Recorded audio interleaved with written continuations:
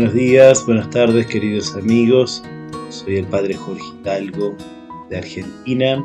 He sido invitado por la gente de Mater de Fátima, en especial por el Padre Héctor Ramírez, para poder iluminar acerca de Nuestra Señora. Por eso vamos a tener unos programitas en estos días acerca de la Virgen Santísima, que se va a llamar Conociendo a Nuestra Madre del Cielo. ¿Qué podemos decir acerca de la Virgen? Bueno, tenemos que recordar aquella frase de San Bernardo, de María nunquam satis, nunca será bastante, nunca será suficiente hablar de Nuestra Señora.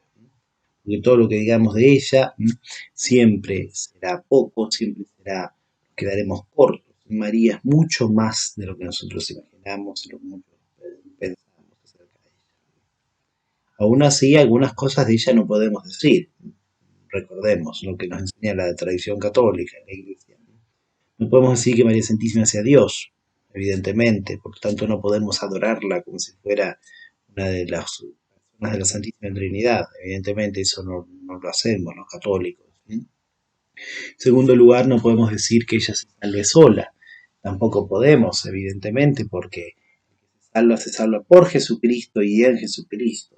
Él es el único salvador de la humanidad. En tercer lugar, tampoco podemos decir que María Santísima sea sacerdote, porque de hecho Jesucristo ha querido que el sacerdocio ministerial esté reservado a los varones en los 3 grados. Pero bueno, aunque ella no tenga el sacerdocio como los ministros que recibimos el sacramento del orden, sin embargo, María Santísima es la Madre de Dios.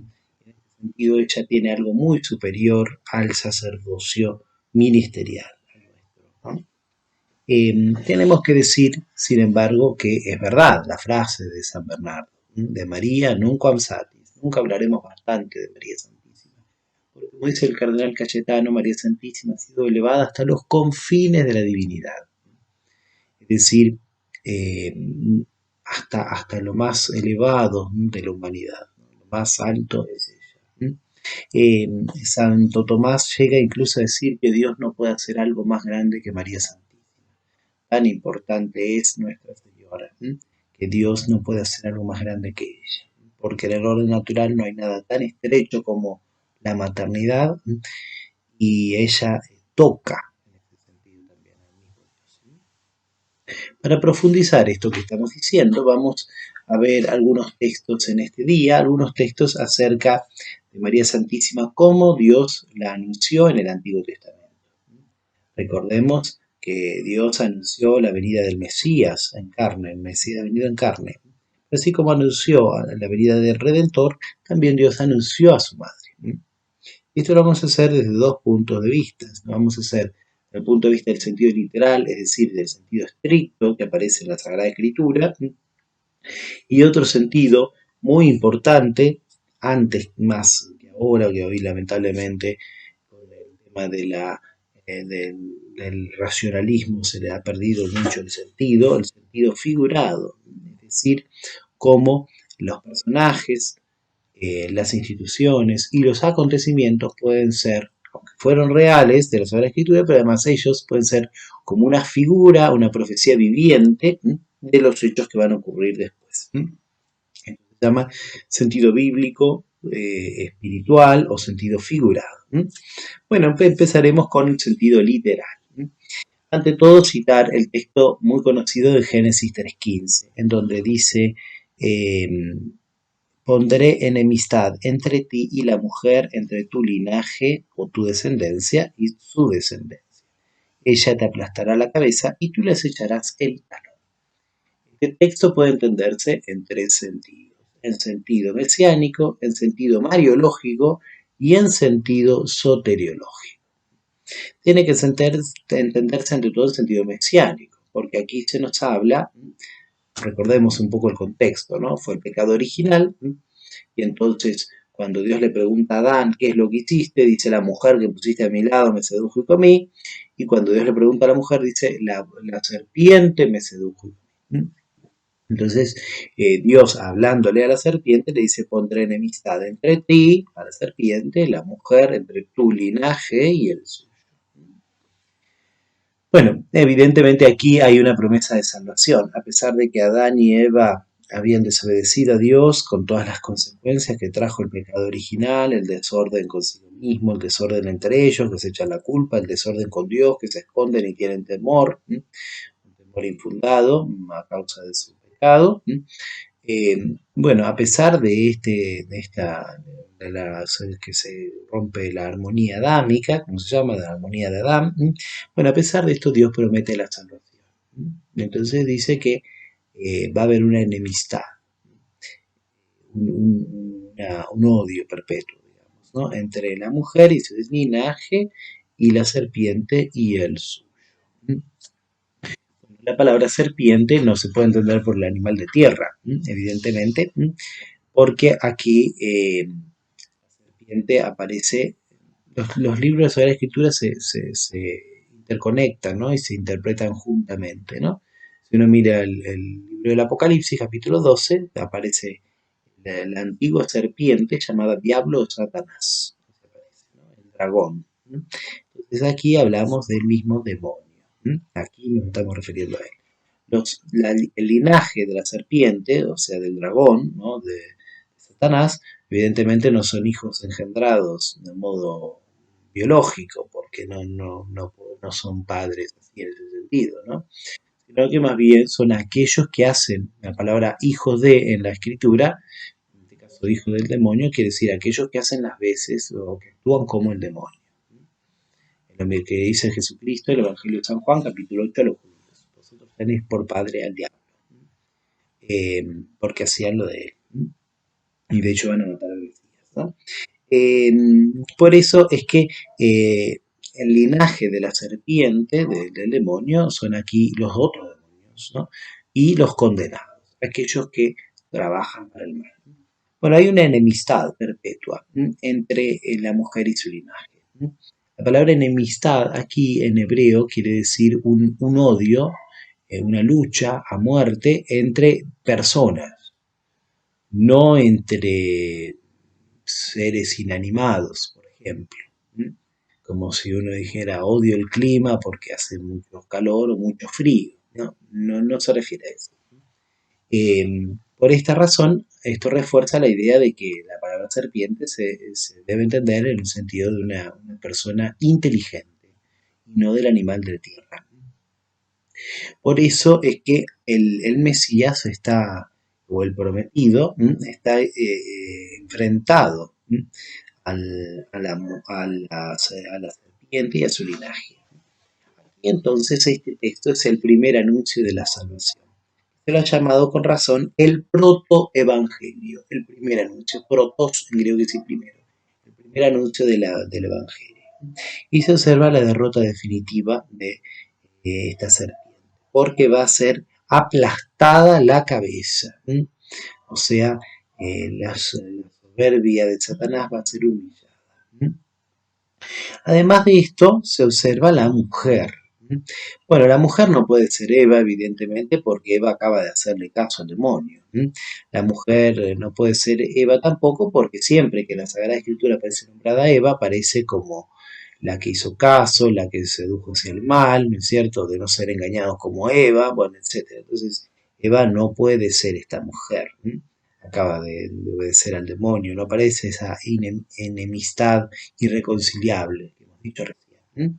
Por esa razón, aquí se habla de otra mujer que va a ser la madre del linaje y que ella va a estar enemistada perpetuamente con el demonio. Bueno, si el linaje es Jesucristo, que aplasta la cabeza de la serpiente, como dice San Pablo en la carta a los romanos, también entonces la madre, la mujer, es María Santísima. Uno entiende ahora por qué en el Evangelio Cristo le llama a María mujer, mujer que tenemos que ver nosotros, ¿no? En las bodas de Caná, o mujer a mí y a ti que, dicho literalmente en hebreo, o el texto de la cruz, ¿no? Mujer, ahí tienes a tu hijo, no es un texto, decir mujer a veces se entiende mal, ¿no? Cristo le llama así mujer, recordando que ella es la mujer del Génesis, ¿no? Y la mujer de los otros textos bíblicos que ya veremos a continuación. María Santísima, entonces, aquí aparece reconciliada perpetuamente con el diablo. Entonces, por eso ella es la Inmaculada. Ella no tiene nada que ver con el demonio, a diferencia de Eva, que le ha hecho caso. Eva es más que la madre de los vivientes, la madre de los que vienen a morir al mundo, porque nos ha traído el dolor, al sufrimiento y a la muerte. En cambio, María Santísima es la que nos engendra para Dios. En este sentido, ella es la verdadera madre de los vivientes. Vivientes era un nombre que en la escritura se refería a los cristianos. Por eso ella no tiene pecado, ni personal, ni recibido de Adán y Eva, ni original. Por esa razón, ella además está exenta de estas consecuencias que estos textos de Génesis dicen que trae el pecado. Por ejemplo, la corrupción del sepulcro. Le dice a Adán, polvo eres y al polvo volverás. Por ejemplo, el parir a los hijos con dolor, como le dice Dios a Eva. Bueno, María Santísima parece exenta de todo esto. Por esa razón aquí se observa ya bosquejada como delineado en líneas generales, aparece la asunción de la Virgen en cuerpo y alma al cielo, porque ella no va a ser corrompida por el sepulcro. Y en segundo lugar aparece su virginidad perpetua, porque su pureza no va a quedar mancillada. De hecho, el texto habla de la mujer y el linaje, y uno dice, ¿y quién engendró al linaje? ¿Cómo nace esa descendencia? No aparece ningún padre terreno, ningún padre biológico. Es decir, nos está hablando de la virginidad perpetua de María Santísima. Por lo tanto, aquí se deja como líneas, ¿no? Como dije, ¿no? Como si fuera un esquema, se observa lo que después la misma Sagrada Escritura va a ir revelando acerca de la Virgen. Por lo tanto, aquí además este texto debe entenderse además en sentido mesiánico y mariológico, en sentido soteriológico. Es decir, cómo Jesucristo es el Salvador que viene a redimirnos y cómo su madre aparece íntimamente asociada en esta lucha con la serpiente y su linaje. Por eso, si hubo una Eva que coadyuvó al primer Adán hacia la muerte, hay una segunda Eva, madre de los vivientes, que coadyuva con el nuevo Adán, que es Jesucristo, como dice San Pablo en la carta de los Romanos, hacia la vida verdadera. Aquí entonces se nos habla de que María Santísima es la corredentora, es decir, que colabora como nadie en la redención de la humanidad. Hasta aquí el primer texto del libro del Génesis. Continuamos con el segundo del profeta Isaías 7, 10, 14, en donde la Sagrada Escritura dice: el Señor habló una vez más a Acaz, pide una señal al Señor tu Dios, sea desde lo profundo de los infiernos o desde arriba en lo alto. Pero Acaz respondió: no la pediré, no quiero tentar al Señor. Entonces Isaías dijo: escuchad, casa de David, ¿no os alcanza con agotar la paciencia de los hombres? ¿Por qué ahora queréis agotar también la de mi Dios? Por ello el Señor mismo os enviará una señal, será esta: la Virgen concebirá y dará a luz un hijo a quien llamará Emmanuel. Recordemos un poco el contexto de esta profecía para que nosotros podamos entenderla adecuadamente. Israel se había dividido después de la muerte de Salomón en dos reinos: el reino del norte, llamado Israel, y el reino del sur, llamado el reino de Judá. El reino de Judá eran los descendientes del rey David. En el momento los reyes estuvieron amistados y en otra enemistados. En este momento había una gran potencia en la Mesopotamia asiática, en la parte del norte, llamada Siria, que quería invadir y destruir todo. Entonces los reyes de Israel y el rey de Siria querían unirse al rey de Judá y le propusieron hacer este pacto para enfrentar al rey de Siria. El rey de Israel, el rey de Judá no quiso saber nada, que era Acaz, este que se nombra aquí en el texto, no quiso saber nada, y es más, pensaba aliarse con el rey de Asiria para ir contra Siria y contra Israel. Bueno, esto es un poco la síntesis. Y entonces el profeta Isaías dice que confía en Dios y que deje de hacer alianzas políticas, ¿no? Porque evidentemente esto no es lo que Dios quiere. En medio de todo esto, que sabemos muy bien que después va a terminar con la caída de Israel, primero del reino de Israel y después un poco más tarde, cuando caiga Siria y la potencia sea Babilonia, va a caer también el reino de Judá. En medio de este anuncio, que también Isaías lo hace, en medio aparece una profecía, esta que acabamos de escuchar del profeta Isaías, ¿no? Que debe entenderse en perspectiva profética. ¿Qué quiere decir en perspectiva profética? Quiere decir que se mezcla un acontecimiento futuro inmediato con un acontecimiento futuro más lejano. Se mezclan. Bueno, evidentemente aquí está la tarea de interpretarlo adecuadamente. Bueno, en medio de eso dice, la Virgen concebirá y dará a luz un hijo a quien llamará con el nombre de Emmanuel. Este texto no se refiere al rey Ezequías, al hijo de Acaz. La mujer del rey estaba encinta, evidentemente no es Ezequías, aunque Ezequías era un rey, uno de los pocos reyes justos que tuvo Israel, el reino de Judá. Sin embargo, no podemos decir que se refiere a él, porque también aparecen algunas cosas precipitado, desconsiderado, no aparece como el reino que va a triunfar, como he dicho después, el reino de Judá va a caer bajo el imperio babilónico. Bueno, por esa razón no debe entenderse de Ezequías. Más bien debe recordarse que la misma escritura nos interpreta como, o nos da las pautas, cómo uno debe entenderlo. Y ante todo, el mismo San Mateo, capítulo 1, de versículos del 22 al 23, en donde después de anunciarle el ángel Gabriel a San José, que reciba a María, que lo engendrado en ella proviene del Espíritu Santo, le dice, cita el texto diciendo, aquí se cumplió la profecía de Isaías que dice, la Virgen concebirá y dará a luz un hijo, y pondrá por nombre Emmanuel, que traducido significa Dios. Lo mismo podemos decir del texto citado por San Lucas, que son las palabras del ángel a María Santísima, donde le dice, el Señor Dios le dará el trono de David, su padre, reinará sobre la casa de Jacob para siempre y su reino no tendrá fin. Lucas 1 del 31 al 35 aproximadamente. Entonces, aquí se observa claramente cómo debe entenderse este texto de la Virgen concebirá y dará luz con las otras partes del profeta Isaías, Dios con nosotros, el libro de Manuel, que será llamado Padre admirable, consejero maravilloso, príncipe de la paz. ¿No? Todos esos textos que se refieren a esta profecía de Isaías acerca de la madre y de su hijo, deben entenderse de esta forma. ¿No?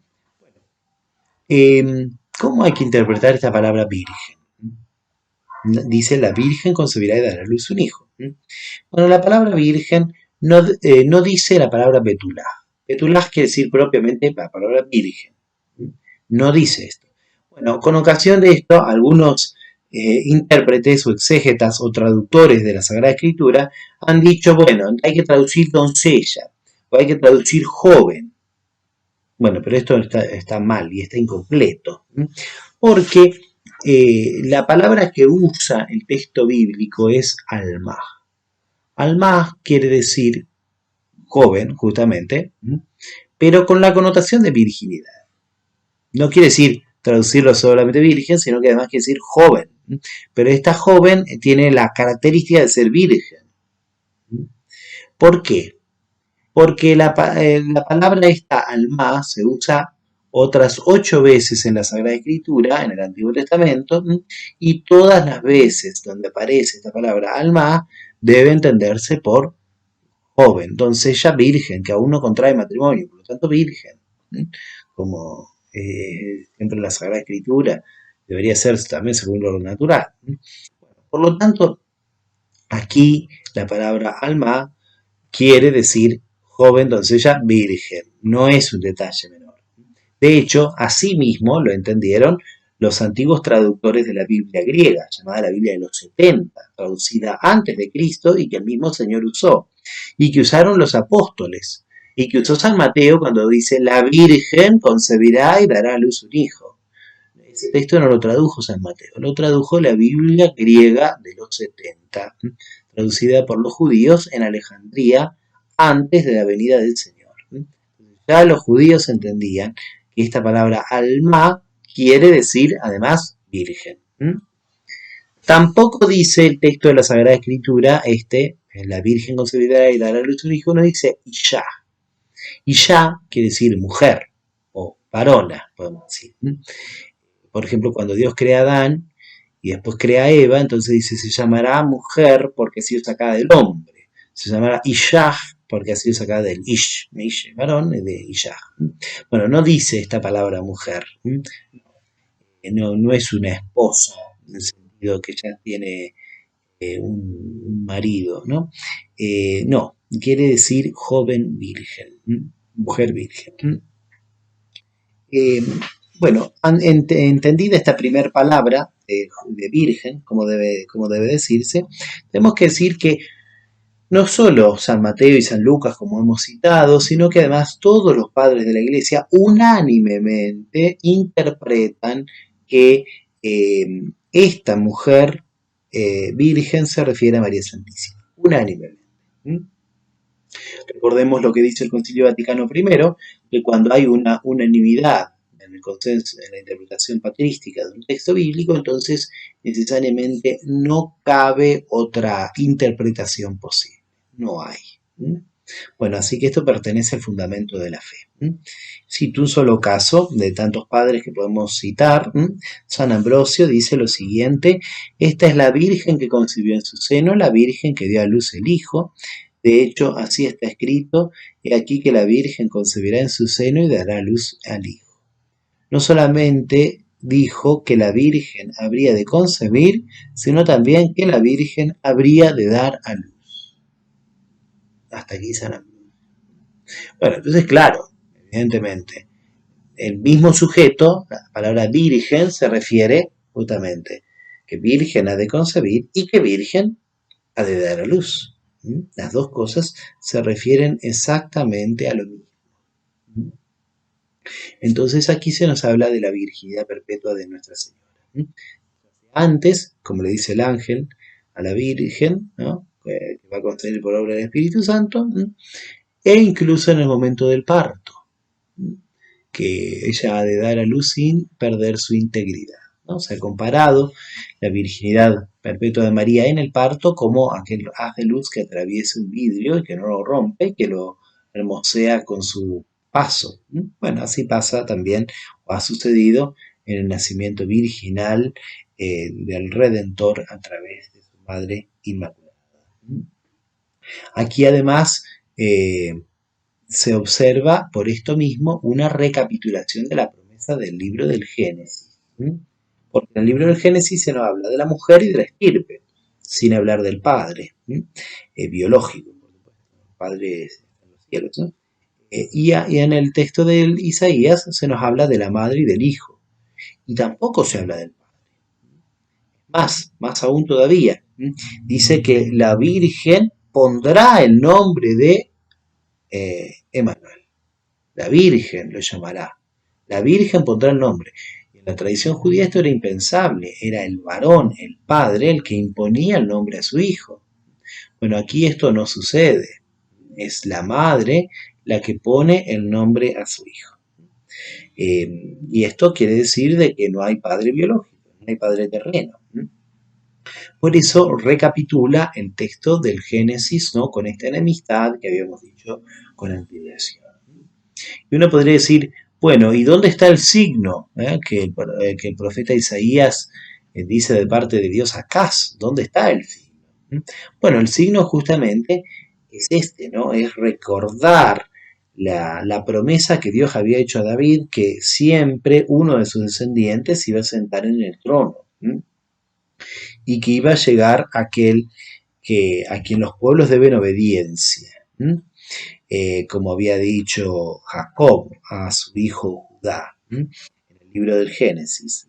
Por eso es que aquí el signo prometido es que a pesar de que se acabe el reino terreno, ¿no?, o que Asiria invada Siria e Israel y después Babilonia invada Judá, etc., a pesar de que se acabe el reino terreno, la promesa de Dios es indefectible. Esto es lo que está diciendo el profeta Isaías acá como signo, que iba a nacer el Mesías de algún hijo de David. Por lo tanto, Aquí también se va perfilando más la función de María en la historia de la salvación. En tercer lugar, tenemos que citar al profeta Miqueas. Miqueas 5, 1 y siguientes. Dice así: Y tú, Belén de Efratá, tan pequeña para estar entre las principales ciudades de Judá, de ti me saldrá aquel que deberá ser el dominador de Israel. Sus orígenes vienen de la antigüedad, de los más remotos días. Por eso Dios la pondrá en poder de otro hasta que aquella que debe dar a luz haya parido, y el resto de tus hermanos retornará a los hijos de Israel. Hasta aquí el profeta Miqueas. Recordemos que este profeta menor es contemporáneo al profeta Isaías. Aquí se hace una mera alusión al texto, porque se habla de la madre y se habla de golpe, digamos. No es que viene hablando de la descendencia, no, de golpe se habla de la madre que ha de dar a luz. Indicando el lugar donde ha de nacer, Belén de Efratá, porque era el lugar de la ciudad de David. Bueno, eh, aquí se nos habla, eh, el profeta Miqueas recapitula a lo que dice el profeta Isaías, y por lo tanto recapitula lo que dice antes el protoevangelio, el texto del Génesis 3:15. Ante todo debemos recordar que este texto aparece citado en Mateo 2, cuando los magos van a preguntarle a Herodes dónde debe nacer el Mesías. Entonces el rey, consultando a los escribas, le dice en Belén de Judá. Aparece citado en Juan capítulo 7, 41-42, en donde le preguntan, donde está la discusión acerca de dónde ha de nacer el Mesías, del origen divino del Mesías. Entonces le dicen, no nacerá el Mesías en Belén de Judá. Y también es una alusión, probablemente, a la que hace San Lucas cuando narra el nacimiento del Redentor en el capítulo 2 de su Evangelio, donde dice que ha de nacer en Belén de Judá, que María envolvió a su hijo primogénito. Por lo tanto, hay alusiones acerca, posible, ¿no?, en este texto de San Lucas, al texto de Miqueas que he leído antes. En este texto del profeta Miqueas, ¿qué se nos dice? Bueno, ante todo se nos dice el lugar del nacimiento del Redentor y su genealogía. Es decir, la ascendencia según la carne del Mesías, para citar las palabras de San Pablo en el inicio de la carta a los romanos. Se nos habla que van a nacer en Belén de Judá o en Belén de Efratá, y que su padre va a ser, su ascendencia va a ser del rey David. En segundo lugar está la pregunta esta que dice, sus orígenes vienen de la antigüedad, de los más remotos días. Bueno, aquí habría que preguntarse si esto se debe interpretar desde tiempo inmemorial o desde los días eternos. Bueno, porque algunos interpretan de esta forma, ¿no?, que se debe entender desde los días eternos. Si esta fuera la interpretación correcta, nos está hablando de la eternidad del Mesías. Directamente de que no se habla de un que tiene otra genealogía, no humana, que tiene otro nacimiento, no según la carne solamente. Por lo tanto, aquí se nos estaría hablando de la divinidad del Mesías directamente. Bueno, entre los padres de la Iglesia no hay unanimidad al respecto. Algunos padres interpretan desde tiempos antiguos o de los más remotos días y otros interpretan desde los días eternos, refiriéndose a la naturaleza divina de Jesucristo. No hay unanimidad al respecto, pero al menos está planteado en alguno de los padres. Lo cierto es que claramente aquí se nos habla de María Santísima con su misión, ¿no? Ella la que lo ha de dar a luz. Y ese va a ser el signo, recordando lo del profeta Isaías, el signo que Dios da no solo a la casa de Judá, sino también al mundo entero, de que Dios ha cumplido su promesa de estar enemistado con la serpiente y su linaje. Bueno, hasta aquí los tres textos que se pueden citar en sentido literal, que se refieren directamente a Nuestra Señora y a su Hijo, a la Virgen y a Jesucristo. Vamos ahora a pasar a una explicación de las figuras bíblicas. Como he dicho, son personas, instituciones o acontecimientos que nos hablan, que fueron reales, históricos, concretos, que existieron, pero además que nos hablan proféticamente de algo que va a venir. Recordemos, por ejemplo, que muchos de los personajes bíblicos son figura de otra cosa, y esto aparece ya en la Sagrada Escritura. Por ejemplo, Adán es figura de Cristo, como dice San Pablo en la carta a los Romanos, capítulo 5. Por un solo hombre vino el pecado, y por el pecado la muerte, y así todos los hombres pecaron, pero por un solo hombre vendrá la salvación. El mundo del pecado, el mundo de la gracia, etc. También los acontecimientos, por ejemplo el diluvio, el arca es símbolo de la iglesia, así se salvaron 8 personas, así todos se salvan a través del bautismo. San Pedro en su primera carta, o el pasaje de la zarza, del cruce del Mar Rojo, entonces donde dice, así como el pueblo se salvó conducido por Moisés, ¿no?, atravesando el río de la persecución del faraón, así también nosotros como iglesia nos salvamos siguiendo a Jesucristo, trazando el bautismo de la persecución de los demonios, etc. Bueno, hay muchísimas figuras bíblicas. Las figuras bíblicas también tenemos que ver que María Santísima aparece figurada en estos textos. Y podemos citar algunos ejemplos, porque evidentemente esto daría para mucho, para largo, es muy hermoso, pero bueno, les recomiendo que lean la Sagrada Escritura y que lean las interpretaciones de los padres, que son tan ricas. Y así como Adán es figura de Cristo, Eva es figura de María. Y esto ya aparece dicho desde San Justino y San Ireneo de León, que son unos padres muy antiguos de la iglesia, ya del siglo II, siglo III, ¿no? Ya parece que ellos nos dicen y nos aclaran, ¿no? Así como Eva ató el nudo, ¿no?, de la condenación, María lo ha desatado. Por eso yo decía al comienzo, ¿no?, que la verdadera madre de los vivientes es María y no es Eva, porque Eva nos trajo más bien al mundo al sufrimiento, al dolor, al pecado, a la muerte.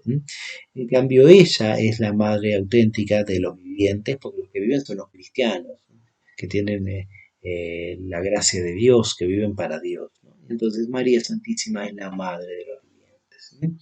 Bueno, y así, con esa comparación entre, en este caso, Eva y María, nosotros podemos ver cómo uno Dios ya desde el antiguo nos fue presentando a Nuestra Señora como la imagen especial que Dios nos preparaba al mundo, ¿no?, como el motivo para salvarnos. No solo con Eva, estoy hablando solo de Eva, ¿no?, pero podemos ver a otras mujeres, Esther, que expone su vida y a través de sus ruegos consigue que Asuero no extermine a los judíos, ¿no? Por ejemplo, en el libro de Esther, unos comentaristas, por ejemplo, han visto en esto a María Santísima, que con su plegaria hace que, y por su intercesión y exponiéndose ella misma, hace que toda la iglesia sea salvada con su oración y sus sacrificios, ¿no? Y así podemos ver en Judith, por ejemplo, que expone su vida, se enfrenta con Holofernes y le corta la cabeza. Bueno, así también María Santísima es ella, la que se enfrenta con el demonio y salva al pueblo del exterminio total. Así podemos ver con todas las figuras bíblicas, ¿no?, con todos estos personajes que existieron y son reales, podemos ver además que son anticipo como profecía viviente de otra mujer que va a colaborar como nadie en la obra de la redención. En segundo lugar, otra figura bíblica muy importante es el Arca de la Alianza. Recordemos, el Arca de la Alianza era el lugar más sagrado para los judíos, que estaba el propiciatorio, y dentro del arca estaba las tablas, los 10 mandamientos, estaba la vara de Aarón y estaba el maná. Estas tres cosas que estaban en el arca son figuras de Jesucristo, porque Cristo es la ley, no ya escrita en tablas de piedra, sino en un corazón de carne, y no solo escrito, sino encarnado por nosotros. El nuevo Moisés, el nuevo legislador, por eso da las bienaventuranzas. Así que los mandamientos son una figura de Jesucristo. La vara de Aarón, que representaba el sacerdocio que tenía Aarón y su linaje, Cristo es el sacerdote eterno, como dice la carta de los Hebreos, ¿no? Porque los otros sacerdotes morían y por eso su descendencia tenía que retomar el puesto de sus padres, ¿no? En cambio, Cristo, como permanece para siempre, tiene un sacerdocio inmutable, como dice la carta, esta carta tan importante. En tercer lugar, el maná, como sabemos muy bien, el mismo Cristo dice, vuestros padres comieron el maná y murieron, en cambio el que coma este pan vivirá para siempre. ¿No? Cristo es el pan bajado del cielo, que hay que comerlo, masticarlo, trocain, dice el texto griego, ¿no? O sea, masticarlo, reducirlo, tragarlo. Cristo entonces es el nuevo maná, el verdadero maná, el pan que se adapta a todos los gustos, como dice el profeta, es el libro de la sabiduría. Bueno, si Cristo es los verdaderos mandamientos, ¿no? Si Cristo es el verdadero sacerdote y si Cristo es el verdadero maná, el verdadero pan del cielo, quiere decir que la Virgen que contiene a Jesucristo en la encarnación es la verdadera arca de la alianza. Por eso dice el Apocalipsis que al final de los tiempos apareció el arca, ¿no? Antes de la pelea definitiva entre la mujer y el dragón. Y esto es lo que se cree, ¿no?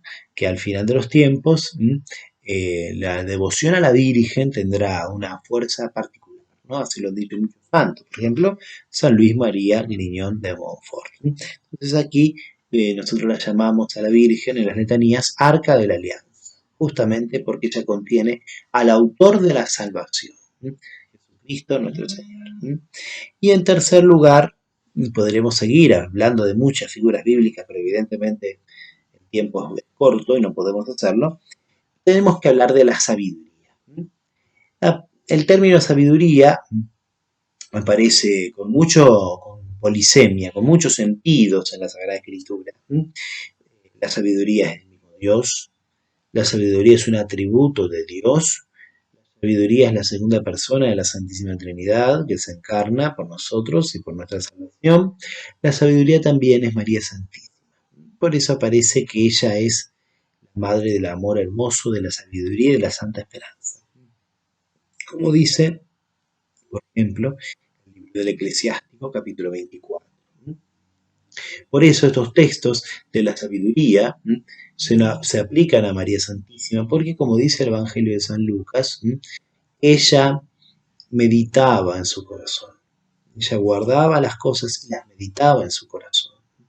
Esto es propio del hombre sabio, propio del hombre prudente, porque nadie como ella ha escuchado la palabra de Dios y la ha practicado. Bienaventurada de ti que has creído, porque se cumplirá lo que te ha dicho el Señor. Isabel, movida por el Espíritu Santo, como dice San Lucas. Por eso ella, Nuestra Señora, es la verdadera sabiduría, es el trono de la sabiduría, es el lugar donde la sabiduría encarnada ha puesto su imagen creatural más perfecta.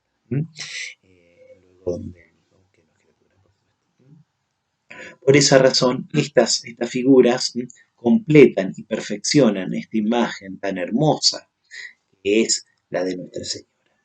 Podremos seguir, como dije, pero bueno, evidentemente no podemos hablar de todo porque, bueno, de María nunca satis, volviendo a San Bernardo, nunca será bastante, ¿no?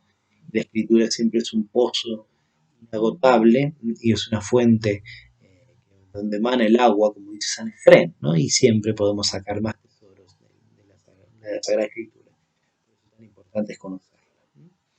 Termino esta primera conferencia hablando de nuestra madre, citando unas palabras del Papa Juan Pablo II para que veamos cómo estos tres textos que hemos citado, de Génesis 3.15, de Isaías 7.14 y de Miqueas 5.1 y siguientes, cómo estos tres textos se refieren a Nuestra Señora.